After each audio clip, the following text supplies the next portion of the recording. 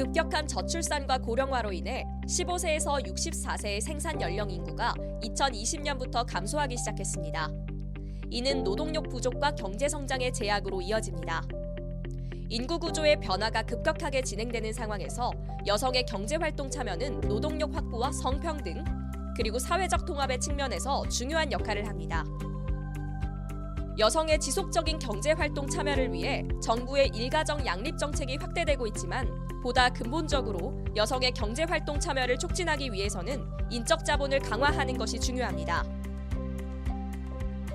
취업 여성의 경력 단절을 예방하고 비취업 여성의 노동시장 재진입을 위한 인적 자본 투자의 중요성을 살펴보겠습니다.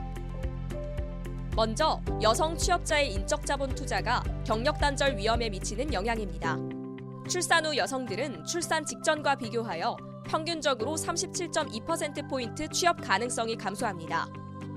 자녀 출산 후 감소한 여성들의 노동 공급은 출산 후 12년까지도 출산 이전으로 회복하지 못하는 모습을 보입니다.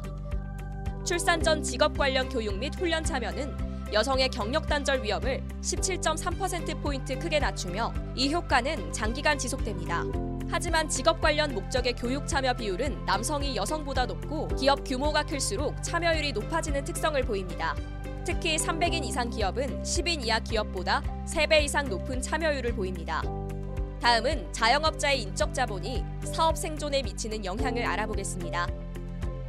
자영업 시작 후 1, 2년간 폐업 위험이 급증하고 5년 이후 안정됩니다. 여성은 남성보다 폐업 위험이 더 높지만 직업훈련을 받으면 생존율이 높아집니다. 특히 창업 후 받은 직업훈련이 더 효과적입니다.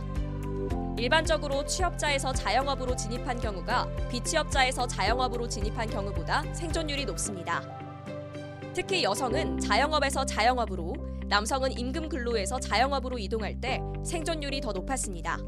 자영업자의 교육 수준이 자영업 생존에 미치는 영향은 자영업자의 성별, 그리고 어떠한 일자리 경로로 자영업에 진입하였는지에 따라 다릅니다.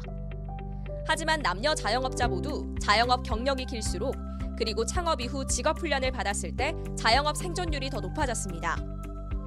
마지막으로 비취업 여성 대상의 직업훈련 현황과 주요 과제에 대해 알아보겠습니다. 실업자 훈련 참여자 중 여성 비율은 약 70%에 육박합니다. 남성 참여자는 30대 이하가 주를 이루는 반면 여성 참여자는 주로 중장년층, 저학력자가 많고 여성은 육아와 가사로 인한 시간적 제약이 있었습니다.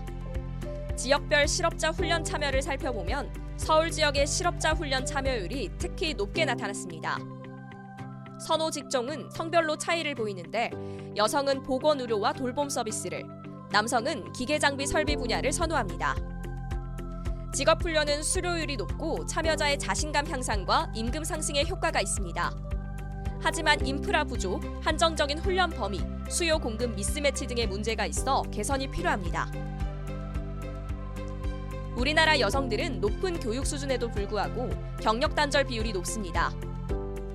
경력 단절을 경험한 여성들은 인적 자본 마모를 경험하고 재취업에 어려움을 겪습니다. 또한 높은 경력 단절 가능성은 출산의 기회 비용을 높여 저출산의 원인이 되기도 합니다. 노동시장 진입 후 지속적인 인적 자본 투자는 경력 단절 예방의 측면에서 그 중요성이 크다고 할 수 있습니다. 자영업자의 경우 창업 이후 받은 직업훈련이 생존 가능성을 높입니다. 비취업 여성을 위한 직업훈련 시스템 개선을 위해서는 성과평가 체계 개선, 정부 지원 확대, 정보 전달 체계 고도화, 교육 방식 다양화 등이 제안되었습니다. 여성들의 특성과 정책적 욕구를 면밀히 분석하는 것이 중요합니다. 여성의 인적 자본 투자 촉진을 위해 청년 여성들의 취업 역량 강화, 중소기업 재직 근로자의 직업훈련 지원, 자영업자 대상 교육훈련 지원 확대, 그리고 맞춤형 직업훈련 시스템 구축이 필요합니다. 이를 통해 여성의 역량 강화와 지속적 경제활동 참여를 기대할 수 있습니다. 감사합니다.